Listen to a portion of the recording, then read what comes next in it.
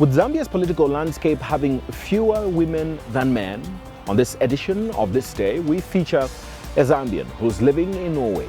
She has aspirations and is analyzing Zambia's governance system. She talks about the political landscape, some of the revelations in the fight against corruption, and a comparison of development in developing countries in comparison to developed countries. Welcome to this edition of This Day. My guest tonight is Charlotte Naess. She's a governance activist, and she'll be talking to me about some of the interventions that can be put in place to advance Zambia's democracy and development. My name is Dingindava Jonah Buyoya.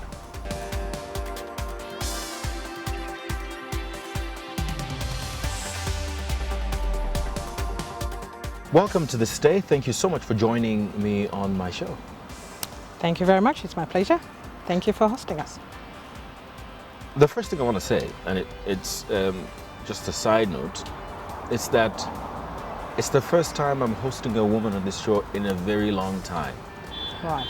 And we usually have a lot of heated discussions with various political figures, various activists. And it's quite telling, isn't it, about the participation of women, in a political landscape, in the activism landscape. What do you think about that, globally, and with also specific reference to Zambia, with the participation of women in politics, in activism, and in governance issues? It hasn't been a very women-friendly environment. I would say for the 20 years I've been away, I feel Zambia is making strides, and it's important to acknowledge that.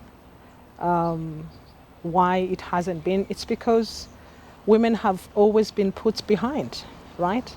And now we get to see that the space is opening. The platform is becoming much more women-friendly. And we see that. Other parts of the world, especially where I'm coming from, it's a complete different.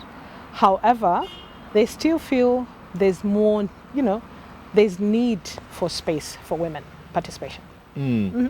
And well, let's talk about the issues that are affecting the country. And I think that one of the things I'd like for us to start from is the recent report by the Financial Intelligence Center here in Zambia. Right. And they were highlighting an increase of suspicious transactions of over 130%. And this is in comparison to 2022, because the report we have now is for 2023. Right. What are your thoughts in this sharp rise in the suspicion of financial crimes? The first things first. Have we become tolerant? Most times in normal lifestyle, we feel gossip is encouraged because you've allowed it. Have we become a money laundering country? Could that be the reason? That should be a question that majority people should be asking. Why has there been an increase? There's demand. Demand and supply, they go together. So maybe Zambia has become one of those countries. Recently, when we came in the country, we met somebody who had come in with a suitcase full of money. Where were they taking that money to? What were they using that money? We have banks. Why don't they do a bank transfer? Those are the questions that we need to be asking ourselves. Have we become very open to money laundering? And if we have, of course, there will be people that will be interested. Zambia is rich. So that is not a problem to understand. I will give an example of Norway. Where I come from, in Norway, you can't leave or come in the country with more than $2,000 without declaring. So that already is a control that maybe Zambia needs to apply as well.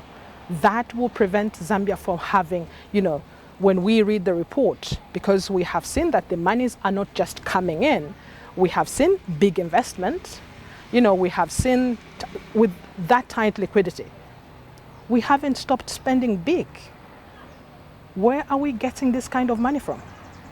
What type of, business are we dealing with? Is there some loose monies? That's why I'm talking about money laundering.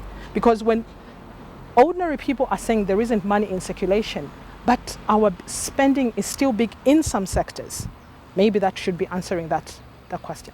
A lot of the counter arguments to what you've said are that government is arguing that, the Financial Intelligence Center reporting a lot of these cases is supposed to also be regarded as a good sign, because then they are doing their job. You know, Absolutely. they are sounding alarm when they observe suspicious transactions, but also that's really all there is, that it's just suspicious transactions and they don't have the mandate to, you know, convict or suggest that these are crimes that have been committed. And I'd like to find out your thought on this side of this argument. If their mandate ends there, that is what they have to do. Who takes over from them? We have institutions in this country.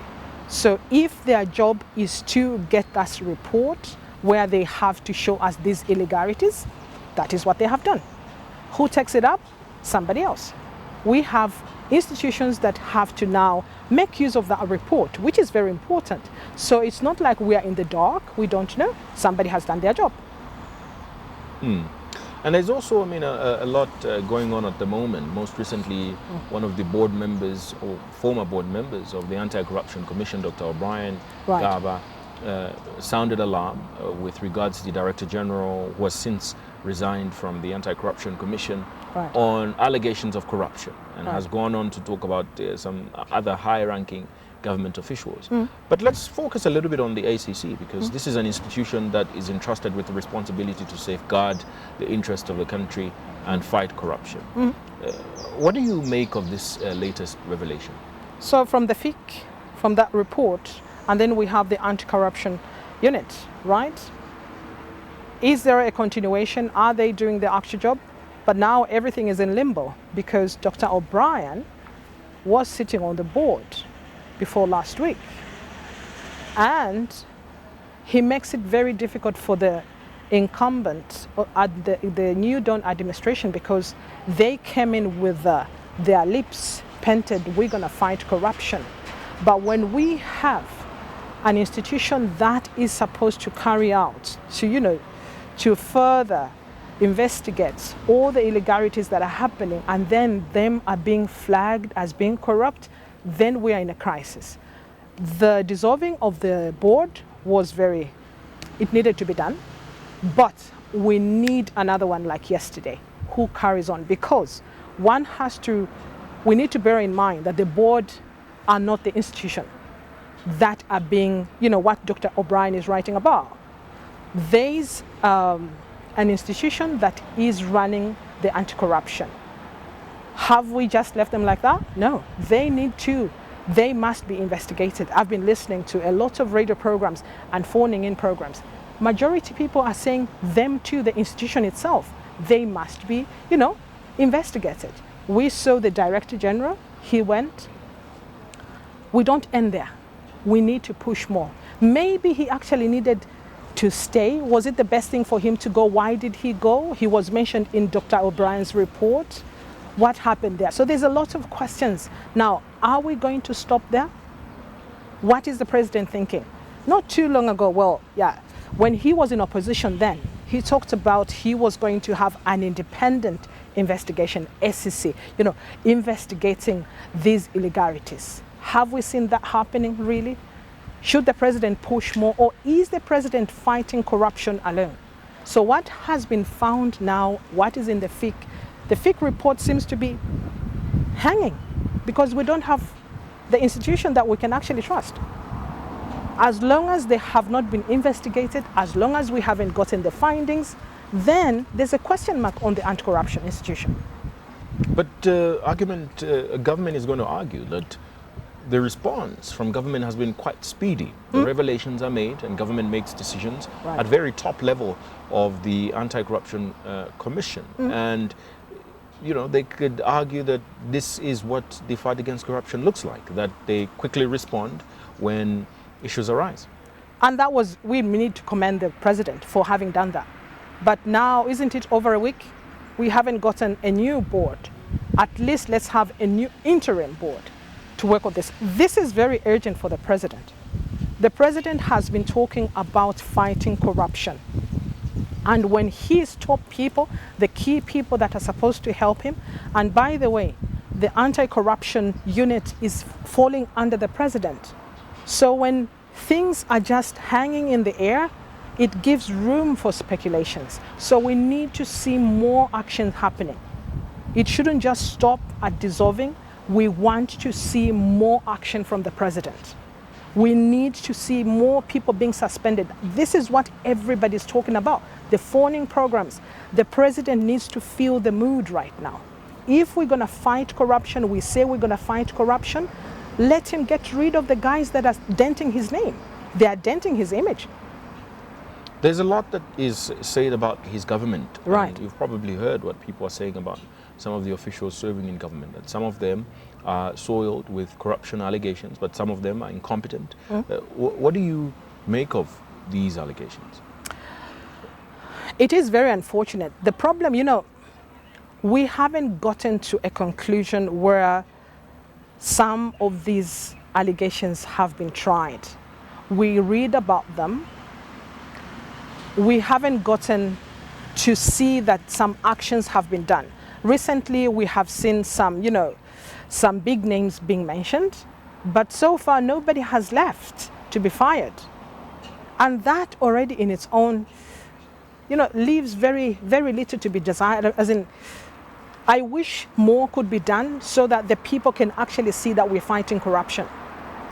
I just wish more could be done, especially, when we hear the same names over and over again, especially for the president. I feel sorry for him because he seems to have a roadmap, a clear roadmap, and a zero tolerance on corruption. But the people that he's working with are the ones that are messing him up. And we have seen this, we saw this in the previous regime, and we're seeing this thing happening again. But of course, he can do something. He's got the power today. Let him prove to us exactly what he said that he was going to do, exactly what we feel we've got the right president. Let him act now. Is there a misunderstanding on the governance system? And I will specifically challenge you as Zambians living in the diaspora, that there's a lot of feedback that is given, and a lot of people feel that sometimes the perception of corruption is wrongly presented on African leaders, and that is largely because of the stereotype that is held against Africa and its leaders, that a lot of the Western community or a lot of the people outside of the African continent have painted a narrative of Africa as being corrupt and its leaders being corrupt. And this is the narrative that we run with. And they say that a lot of people that run with the narrative are Zambians like yourself that are living in the diaspora. Unfortunately, I would want to say no on my behalf. I have felt very bad when I have read the news of corruption.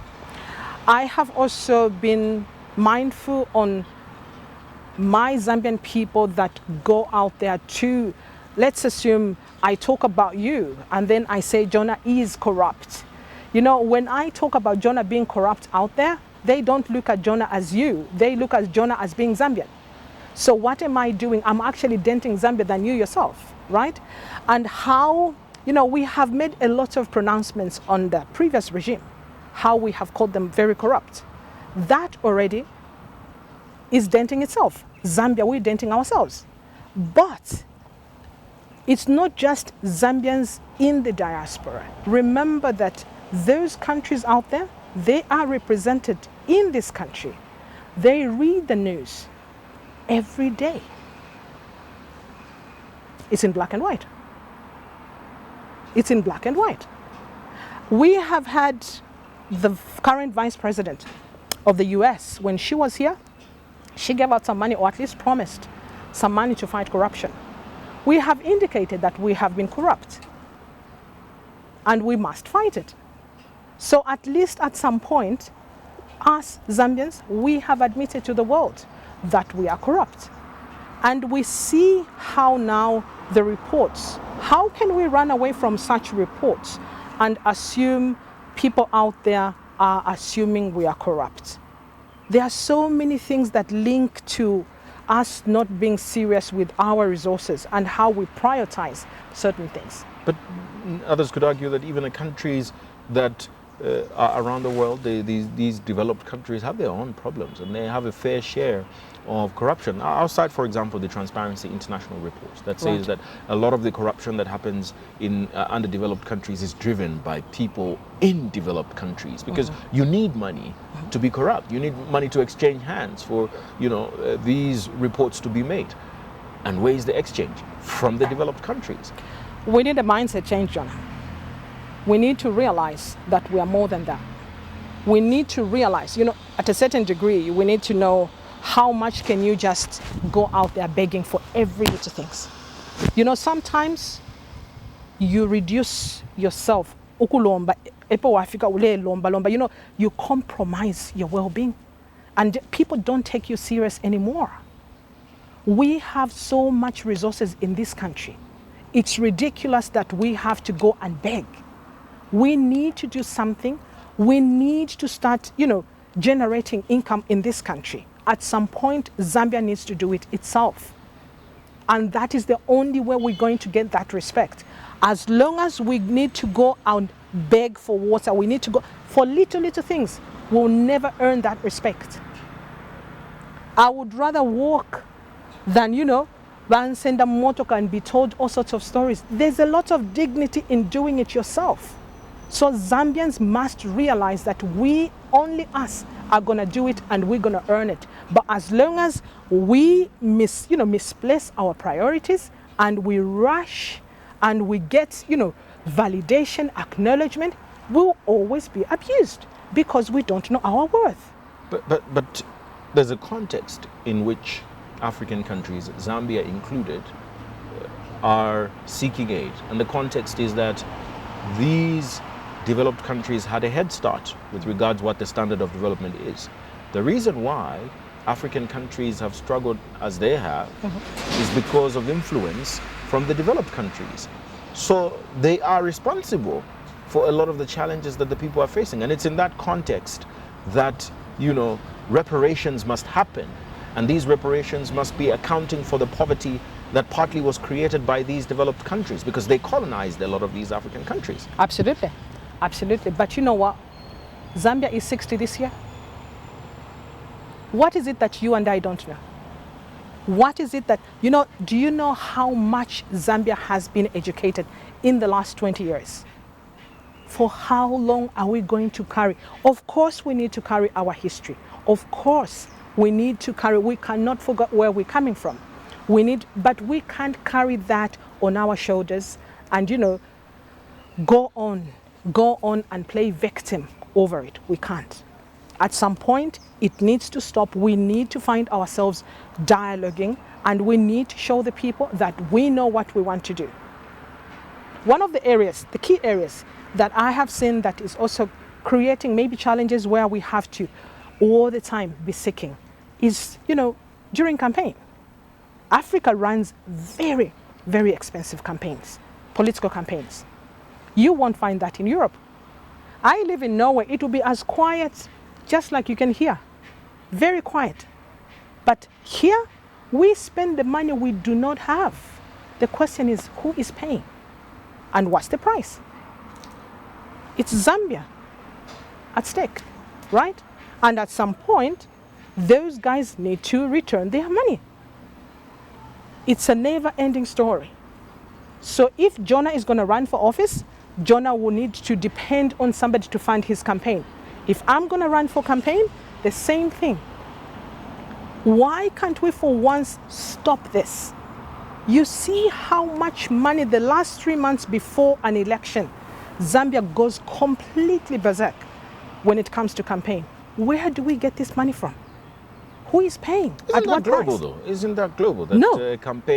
A campaign always attracts a lot of funding. I mean, Kamala Harris attracted over $40 million in the first 4 hours of her just contesting. I mean, the money craze is always there during an election. Yeah, but there is a system there that works. Even in Norway where I live, there isn't anything of this sort. We need to go to, I could even come to Diamond TV to say, are you guys willing? It's the message that they are going to support me. It's the message that they are willing. It's her candidature that they are supporting. It's not about ukabakada iwenkesa kupeda enchito. That is not how it works. And that's exactly where perhaps the discussion we should be having now is that, is it fair to expect Zambia's system to be like Norway's system, like the American system, like the Chinese system, or Zambia's system should be unique to what works for Zambians? The last one. We cannot adopt what works in Norway. It's a culture, by the way. But by the end of the day, Jonah, we cannot spend money we do not have. And that is not American, that is not Chinese, that it is the rule of the game. Don't spend the money you don't have. There's a high price to pay. I could be on holiday, spend so much money, the holiday will feel very, very good. But you know what? Tomorrow I need to face it. I must pay. So we need to agree. Everybody would agree that we spend millions of dollars that we don't even have. And 3 months down the line, we broke. Where do this money come from? By the way, I have never heard of a political party that is declaring, this is the money we've got, and this is where it's coming from, and these are the conditions of the money that we've. Don't you think if we were able to control all that maybe things would be better? Because we keep on pawning our country. That is where the problem is. And that is why we are not able to be independent, because we need to pay back the debt. So we're already getting into a government with a lot of Nkongole ahead of us. Imagine we were debt-free. Imagine we were debt-free. Give you a very normal example, which is very Zambian. Weddings. Many people are saying, go get married, just a small one. Don't do a big thing. You don't need that. Don't get yourself into credit when you're just getting into your marriage. Why do they say that? It's the same applies to Zambia. Zambia needs to start living. We can't just be existing. But it's, and I'll come back to the issue of corruption, but when you talk about underdeveloped countries, it's a bit of an oxymoron, because it is justified to spend a lot of money for an underdeveloped country because they need to spend more for them to get developed. Perhaps the reason why the developed countries will spend less on development is because they've already developed, and the underdeveloped countries need to spend much more so that they also get developed. Isn't that what the argument is supposed to be? Now, you see, in many areas, we can sit down and dialogue, and we can get to the question of why do we vote? You know, we don't vote for one political party. And you don't need to be, there are some people, you know, like the way UNIP used to be. There are people who will always vote for UNIP, right? We have this in other countries as well. The generations have always voted for one political party. But majority, they have one thing in common. If I am a mother with younger children, I will be voting for a political party that I want to usher in that will favor kindergarten, right? Maybe I will favor a party that is talking a policy about electricity. You know, certain things must align with you, and that is why we have to vote. How do we vote? How is the voting pattern here? I never voted a champion. Why? So we need to meet all these people, and we need to do door to door, because we need to talk to them. We need to convince them. In other places, you need to, you know, they need to see it themselves. And they will even question you. Our Zambian voters, very few of them, and majority that are voting, very few of them would even question. We have seen members of parliament that have returned office maybe 3 times with the same lie. I'll come and do this, I'll come and do this. You and I know exactly what is possible for a member of parliament and what they cannot do, because there's a budget. We can't bend the rules. The budget is there, allocated. This is what is going to go to roads, schools, and everything. So when you go there as a candidate, possible candidate, you will just be lying to the people, because you know that the people will not even question you. So we capitalize on majority people who cannot question us. In other countries, they know it, so they will challenge you.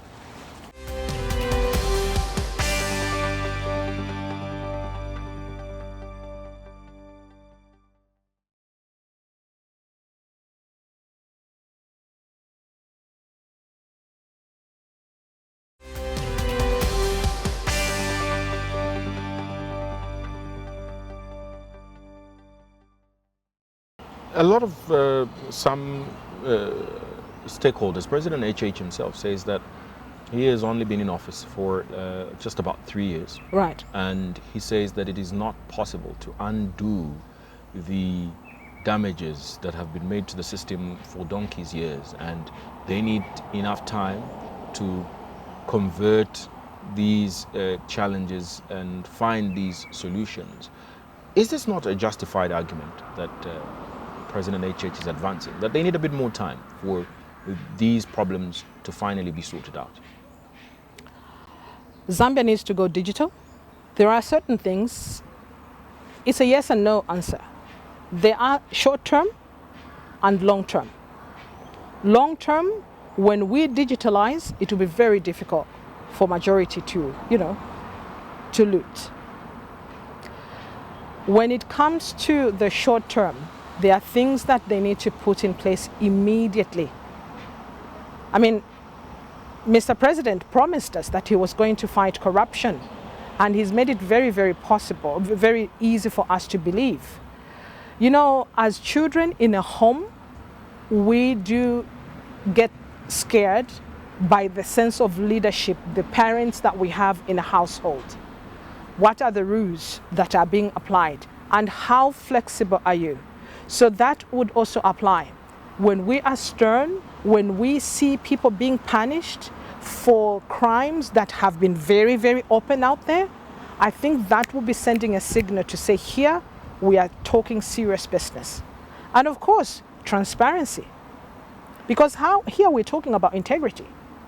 The president's integrity is really up there, and he doesn't want anybody to compromise it. But then how does he do that? He needs to be more stern and action. So these institutions that are working, fighting corruption, must be there to show the results. And by the way, another thing that maybe would prove to be, difficult or time consuming, selective justice. Corruption is corruption, regardless. So let us not be selective, because when we are selective, it also sends another signal. We become completely confused. How can we do that? Others are being left. He made it very clear. Today, yesterday, and future's corruption will be dealt with. So there are certain things that they can apply, that we feel they can apply and must be done.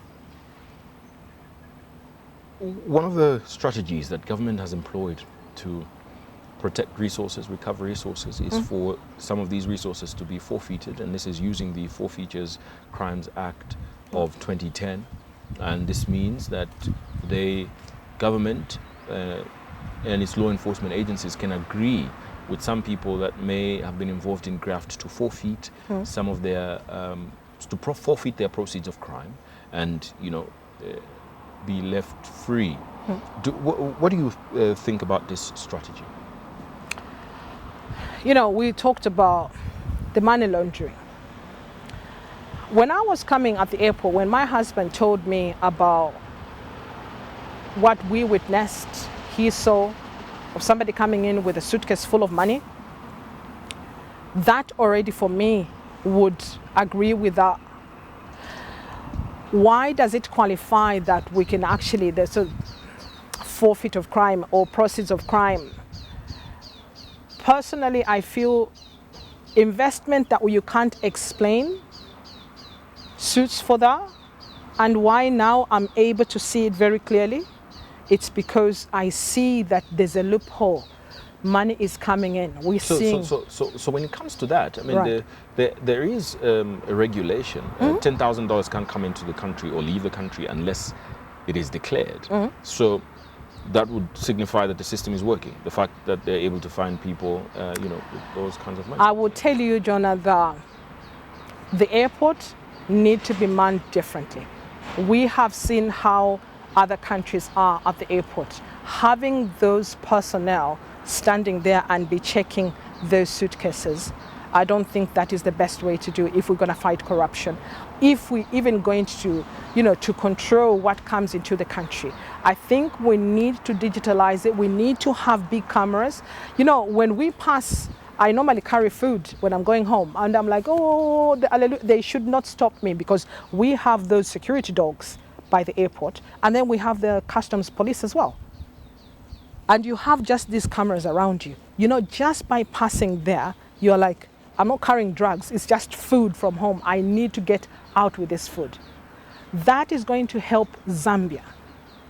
Those cameras will help Zambia. That person, just personnel manning those suitcases, Segurani, no. There's a lot that is going on. There's a lot, in and out. So you, coming back to the forfeitures and proceeds, forfeiture of proceeds of crimes act, I'm guessing you are in support of that. I am in support, especially when we see the FIC report now. There's a lot that one would want to agree that it is a way to go, because how is it even possible that we see so much investment, and then even the banks, we don't get to see this. You know, I wish some of these things could be supported by the banks, but we don't get to see some of those arguments being supported by the banks. I mean, the money that you have earned, property that you have acquired legitimately, that shouldn't be a problem. That shouldn't be a problem. So it becomes a problem when you have to start explaining and bringing in. The witnesses should just be the bank and, you know, a statement, this is where I've been working, this is the pay slips. I mean, this time many companies have got it digitalized. So that shouldn't be a problem. Unless, of course, you had been dealing with businesses where you have to carry funds in bags. I think that is when it becomes a problem. But personally, the bank is there. If the bank is able to give you a statement, why not? With all these challenges that the country is facing, poverty levels, access to healthcare, access to education, access to energy and water, what would you suggest Zambia should be prioritizing and should be the way out of the current poverty matrix? People must feed, but people must live as well. It was saddening to read that report about 70% of children living under poverty, you know, or being poor, categorized as the children. We've all been children, and we know that children are not supposed to take care of themselves. It's their parents. So the only response to that is that their parents are not doing very well. Maybe majority are not having good paying jobs, or maybe not even having a job, or not maybe even doing some small businesses out there. So to begin with, I think we need to feed, but then all these are important, right? All these are important.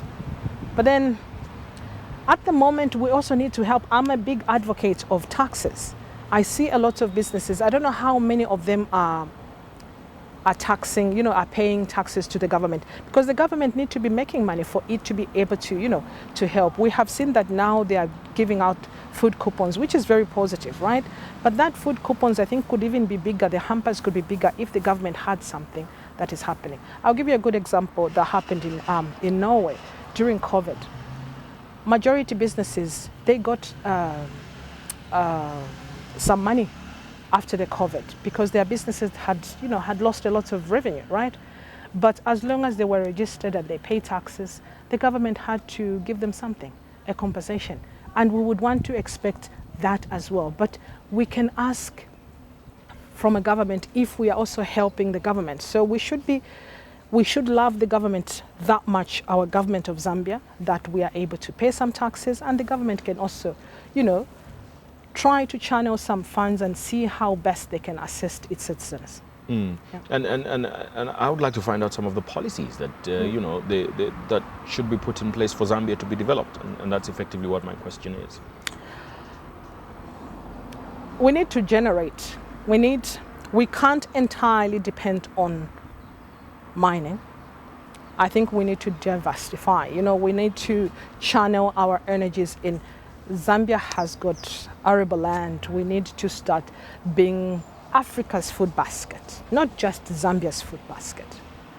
We need to invest more into agriculture. Look at Kenya. Look at Tanzania. These neighboring countries, even Namibia. Zambia is coming up very well, but I'll tell you, they are not doing justice to Zambia. I have seen in Fue, we have been talking to people how much they get per month is not translating to how much they get in. So we need to have functioning institutions that are honest and that will make sure that whatever revenue you are making here, it should also equate to how much you're paying to the government. So we need to pay back. So Zambia needs to start generating. We need to start, having more revenue. The more we get, invest into agriculture, invest into even supporting. I see that there are some, small loans that they are giving, but those loans must be sustainable. We need to have a payment plan. So the money shouldn't just go to one person and the system ends there. Misappropriate the funds. Right now, it's very critical. Those that got some small loans, it's very difficult when we have the power cuts because most of those small loans, businesses, they depend on electricity. There's a likelihood that maybe the monies have not matured and it will be very difficult for them to pay back. So yes, we need to start making more money in the country. One thing that we can boast about, you see, when last month I visited the Norwegian Oil Museum because I was interested to know how Norway started mining their oil. And one thing we learned was how much they have earned and how much is sitting in their coffers. So then we asked to say, because everybody was talking about why can't Norway give us some money? They earned a lot of money last year from the oil. And he said, we could get some money. But one thing I can tell you that we boast about is that we create and we consume in Norway. So most of the items that are made in Norway and they are consumed by Norway. So the money stays there. Can we do that as Zambia? We make our stuff and we use them ourselves. But we also need to produce quality things. We need to realize to say we need to promote each other. We're going to make it. Thank you so much for addressing these issues and thank you so much for featuring on my show.